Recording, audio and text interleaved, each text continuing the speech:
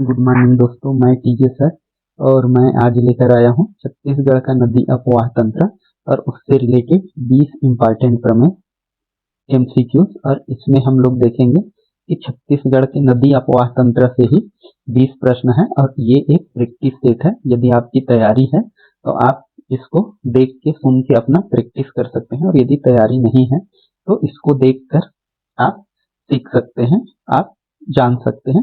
और ये CGPSC, CG Vyapam का कोई भी एग्जाम होता है उसके लिए भी ये बहुत इम्पॉर्टेंट है। तो चलिए, मैं बिना देरी किए हम लोग इसको स्टार्ट करते हैं। तो ये रहा हमारा नदी अपवाह तंत्र का ये 20 प्रश्न, इसको हम लोग एक्सप्लेनेशन के साथ पढ़ेंगे। तो 20 प्रश्न, लेकिन हम इसको देखेंगे तो और भी बहुत सारे प्रश्न की तैयारी आपका हो जाएगा। तो चलिए हम लोग देखते हैं। सबसे पहला प्रश्न बोलता है हमारा, छत्तीसगढ़ राज्य का सर्वाधिक भाग किस नदी तंत्र के अंतर्गत आता है? गोदावरी, महानदी, ब्राह्मणी या सोन नदी? तो इसमें हम लोग देखते हैं हमारा जो सबसे बड़ा अपवाह तंत्र है वह कौन सा है? मतलब ये महानदी अपवाह तंत्र है। और इसमें हम लोग देखते हैं कि इसका जो हम डिटेल देखें तो महानदी अपवाह तंत्र लगभग इसमें हम लोग देखें तो 56% क्षेत्र में महानदी अपवाह तंत्र है, और जबकि गोदावरी जो है वो 28% इसका है, और सोन गंगा जो है वो 13% में है, और ब्राह्मणी जो अपवाह तंत्र है जो उत्तर पूर्व में है, झारखंड और उड़ीसा में प्रवाहित होती है, ये 1% और सबसे कम किसका है? नर्मदा का 0.5% में। और यदि आपसे ये भी पूछा जा सकता है कि हमारा जो छत्तीसगढ़ राज्य है सबसे बड़ा जल निकासी तंत्र, मतलब सबसे ज्यादा प्रवाहित मात्रा में बात करें तो कौन सा है? फिर भी कौन सा है? महानदी अपवाह तंत्र। ये चीज आपको ध्यान रखना है। अगला हमारा सवाल है, निम्नलिखित कथनों पर विचार करना है आपको। तो निम्नलिखित कथनों पर विचार कीजिए। महानदी का उद्गम सिहावा पर्वत कहाँ से हुआ है? धमतरी से, बिल्कुल करेक्ट है। इंद्रावती नदी गोदावरी की सहायक नदी है, ये भी सही है। इंद्रावती गोदावरी नदी में जाकर भद्रकाली में मिल जाती है, बीजापुर में, ये ध्यान रखना है। और सोन नदी का उद्गम चित्रकूट से हुआ है। तो सोन नदी का उद्गम आपको ध्यान रखना है मैकल श्रेणी का जो अमरकंटक है, अमरकंटक है ना, अमरकंटक जहाँ से जो नर्मदा नदी का उद्गम हुआ है उससे हुआ। नर्मदा नदी एक भ्रंश घाटी को फॉलो करते हुए कहाँ पश्चिम की ओर चलती है, जबकि सोन नदी क्या है? ये दूसरी ओर चलती है और जाके गंगा अपवाह तंत्र में शामिल होता है। तो हम लोग देखें पहला और दूसरा हमारा सही है, मतलब इसका आंसर कौन सा सही होगा? केवल फर्स्ट और सेकेंड, ये आंसर आ जाएगा हमारा ऑप्शन नंबर ए। तो ये चीज आपको ध्यान रखना है।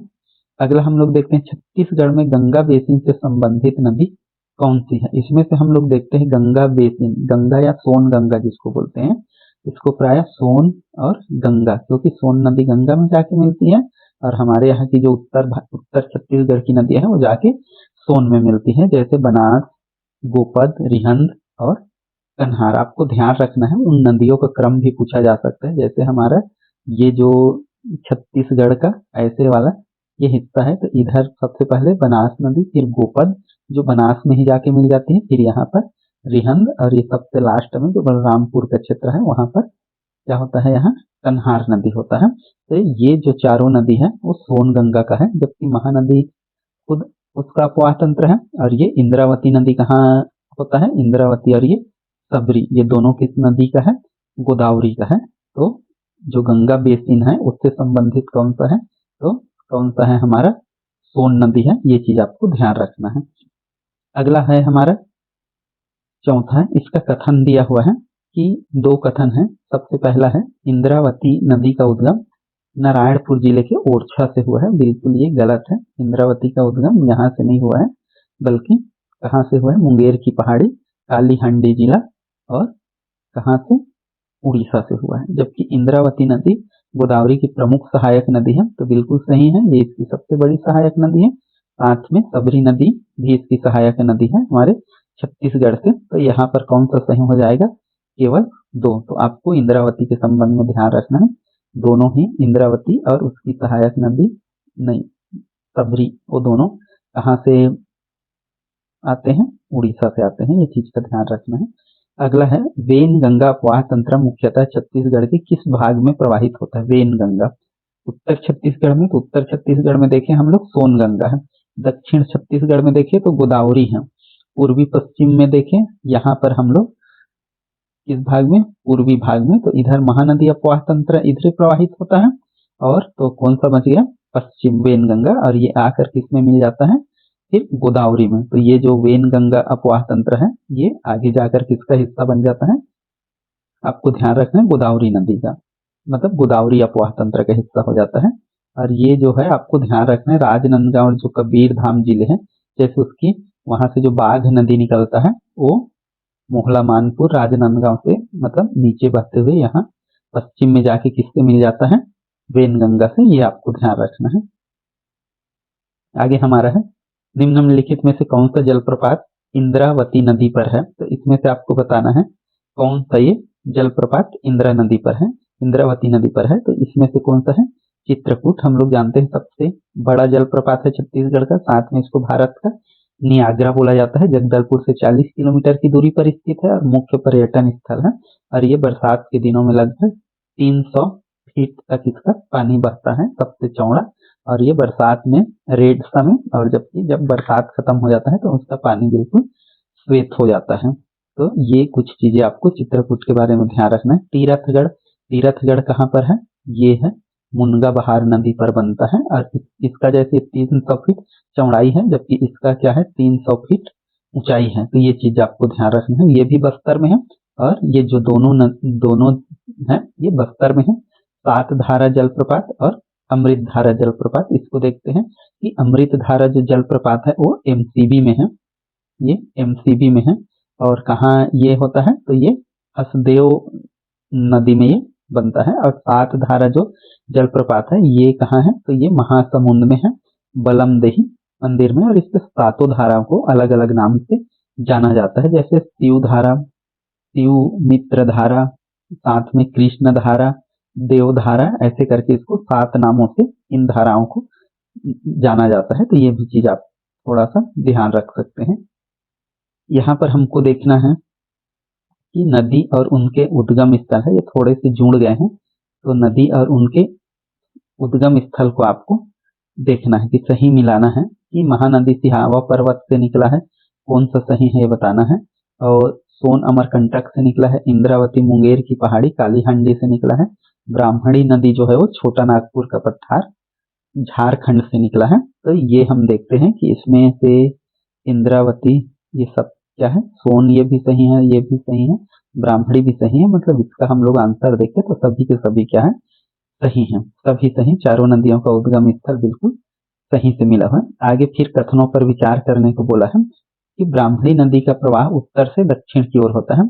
तो बिल्कुल ये इसका जो पश्चिमी हिस्सा मतलब पूर्वी हिस्सा हम लोग बोले ना, तो पूर्वी हिस्सा जो है ये है। तो यहाँ पर ये ब्राह्मणी नदी आता है और यहाँ से ये एक नदी जाता है और इधर ये जाता है कोयना है। यहाँ से ये झारखंड से कोयना नाम से आता है और इधर से एक नदी इसमें जाता है।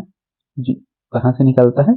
ये नदी निकलता है जसपुर से और जसपुर से जाके इसमें मिल जाता है। तो ये ब्राह्मणी नदी आप जसपुर रायगढ़ जिले से होकर बहता है। तो यही यहाँ से होकर नहीं बहती, यहाँ से एक नदी जाती है वो इसमें शामिल होता है और फिर वो इसका निर्माण होता है ब्राह्मणी नदी का। मतलब ये झारखंड और उड़ीसा, यहाँ झारखंड है जसपुर तक और जसपुर के नीचे फिर क्या है? उड़ीसा।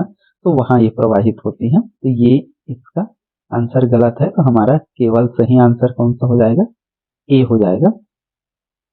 अगला हमको देखना है शंख नदी से यहाँ है। शंख नदी ध्यान रखना है आपको, कहाँ से निकलता है? तो ये कहाँ से निकलता है? जसपुर से। अगला है हमारा कौन सी नदी महानदी की सहायक नदी नहीं है? तो इसमें से बताना है आपको शिवनाथ, हसदेव, मांड। तो हम लोग देखते हैं शिवनाथ, हसदेव, ये हसदेव शिवनाथ की है, मांड नदी और ये तो कौन सा नहीं है यहाँ पर? सबरी। सबरी किसकी सहायक नदी है? ये है गोदावरी की। तो ये चीज आपको ध्यान रखना है। और बाकी तीनों के तीनों ऊपर के वो क्या है? उन्हीं के सहायक नदी है महानदी के। भारत का नियाग्रा किस जलप्रपात को बोलते हैं? तो किस जलप्रपात को बोलते हैं? बिल्कुल आसान सा है, चित्रकूट जलप्रपात को बोला जाता है।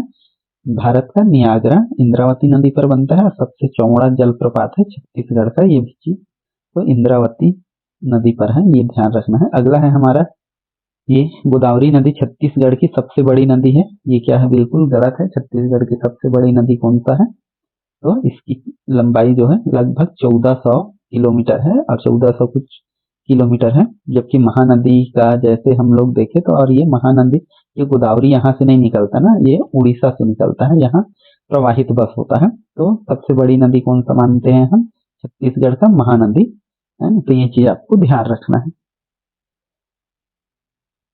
आगे है छत्तीसगढ़ की नदियां प्रायः उत्तर पश्चिम से दक्षिण पूर्व में बहती है। तो मध्य छत्तीसगढ़ की बोल रहे हैं, मतलब जो महानदी अपवाह तंत्र है वो देखेंगे हम इस तरफ से ऐसे होते हुए जितने भी हैं, ऐसे करके इस तरफ से है ना, कहाँ से, जांजगीर चांपा सारंगढ़ भिलाई से होते हुए वो उड़ीसा चला जाता है। तो ये चीज आपको ध्यान रखना है। तो इसका हम लोग देखें तो पहला क्या हो जाएगा, गलत हो जाएगा, दूसरा क्या हो जाएगा, सही हो जाएगा। तो केवल इसका सही आंसर कौन सा हो जाएगा, 2 हो जाएगा।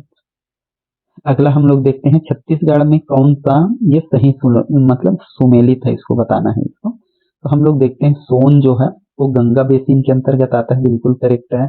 महानदी बंगाल बेसिन के अंतर्गत, मतलब बंगाल की खाड़ी में जाकर गिरता है। वेन गंगा ये गोदावरी बेसिन में, ये भी क्या है, सही है। और सबरी नदी हम लोग देखें तो सबरी क्या है, ब्राह्मणी बेसिन में शामिल नहीं है, बल्कि ब्राह्मणी किसमें शामिल है, गोदावरी में, है ना। और फिर ये क्या होता है, सबरी जो है वो गोदावरी में जाके मिल जाता है। तो ये सुमेलित नहीं है में, इसका हमारा सही आंसर कौन सा हो जाएगा, डी। मतलब इसमें आपको गलत प्रश्न को देखना है, ये चीज का ध्यान रखना है। अगला हम लोग देखते हैं 16वां, ब्राह्मणी नदी का उद्गम छोटा नागपुर के पठार से हुआ है, यह उड़ीसा से होकर बंगाल की खाड़ी में मिलती है। तो बिल्कुल सही, छोटा नागपुर का पठार झारखंड से निकलता है, उड़ीसा से होकर बंगाल की खाड़ी में गिरता है। तो इसके दोनों ही जो है वो सही है, दोनों कथन सही है। और ये जो ब्राह्मणी अपवाह तंत्र है छत्तीसगढ़ का, इसमें कितना हिस्सा है, 1% भाग में ये प्रवाहित होता है, जो खासकर जसपुर क्षेत्र का होता है, जहां से शंख नदी निकलता है। तो ये चीज आपको ध्यान रखना है।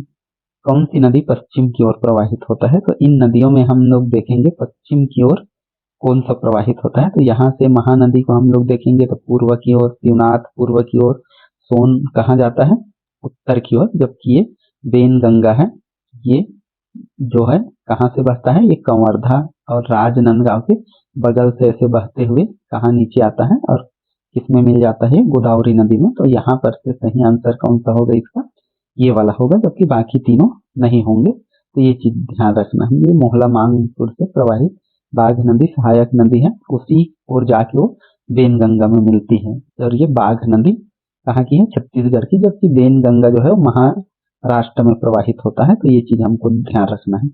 इंद्रावती नदी बस्तर क्षेत्र की जीवन रेखा कहलाती है, बिल्कुल सही है, ये आपको ध्यान रखना है। और इंद्रावती जो है बस्तर से प्रवाहित होती है, बस्तर से प्रवेश करती है और दंतेवाड़ा और बीजापुर में ये प्रवाहित होता है। तो ये चीज आपको ध्यान रखना है। और दूसरा है, यह नदी में सिंचाई और जल विद्युत का प्रमुख स्रोत है, बिल्कुल सही है ये भी। इसके दोनों ही सही है, और तो ए दोनों सही है। और जो आर है, रीजन है, ए का उचित कारण भी बताता है। इसमें क्या है, हमारा बोध घाट परियोजना जो शुरू होने वाला है इंद्रावती नदी में ही है, और उसमें अभी प्रस्तावित है, काम चल रहा है। इसमें 300 मेगावाट विद्युत उत्पादन का भी लक्ष्य है। जबकि हम उड़ीसा का जो हिस्सा है, जो यहाँ मुंगेर घाटी से जो आता है छत्तीसगढ़ में, है ना, तो वहां पर आप देखोगे जो ऊपरी इंद्रावती परियोजना है उसमें 600 मेगावाट का विद्युत उत्पादन होता है, जो कालीहांडी जिले कहाँ पड़ता है, उड़ीसा में पड़ता है। तो ये चीज है। तो और यदि हम अगला प्रश्न देखें तो नर्मदा अपवाह तंत्र, इसमें विचार करना है आपको, सही कथनों का चयन करना है। ऐसे आपको 4 प्रश्न मिलेंगे और ऐसे में आपको प्रश्न कठिन ही होता है, चाहे आपका व्यापम का सवाल पेपर दो या सीजीपीएससी का प्री का, हमारा जो मेन बेस्ड है वो सीजीपीएससी प्री और व्यापम का एग्जाम है। तो यहाँ आपके पास 4 कथन है। नर्मदा अपवाह तंत्र सबसे छोटा अपवाह तंत्र है, बिल्कुल ये 0.5% लगभग कुल अपवाह तंत्र का हिस्सा है। तो ये आपको ध्यान रखना है। इसके क्षेत्र में हम लोगों देखें तो प्रायः कौन सा अपवाह तंत्र आता है, मतलब कहाँ पर का, कंवर्धा, छुई खदान और राजनांदगांव के आसपास। कन्हार नदी सोन गंगा अपवाह तंत्र की नदी है, बिल्कुल सही है। और कन्हार जो है वो क्या होता है, कहाँ से निकलता है, तो ये कहाँ से निकलता है आप कमेंट करके बताएंगे। पाठ प्रदेश से निकलता है। और ये कहाँ प्रवाहित होता है, कि हमारा ये प्रवाहित है बलरामपुर जिला में, तो ये भी सही। डंकनी नदी छत्तीसगढ़ की सबसे प्रदूषित नदी है। ये डंकनी नदी सबसे प्रदूषित नहीं है, बल्कि कौन सा है, संखनी नदी, जो कहाँ से निकलता है, बैलाडीला की पहाड़ी से। और बैलाडीला में हम लोग जानते हैं लौह अयस्क मिलता है भरपूर मात्रा में, तो हो सकता है उसी के कारण ये संखनी नदी सबसे ज्यादा प्रदूषित है। और इसका जो कलर है वो रेड कलर का हो जाता है, रक्ताब जिसको बोलते हैं। हसदेव नदी की लंबाई 176 किलोमीटर है, ये भी क्या है, बिल्कुल सही है। तो हमारा गलत कौन सा है, केवल 3, तो 1 2 4 इसका क्या हो जाएगा, सही आंसर हो जाएगा।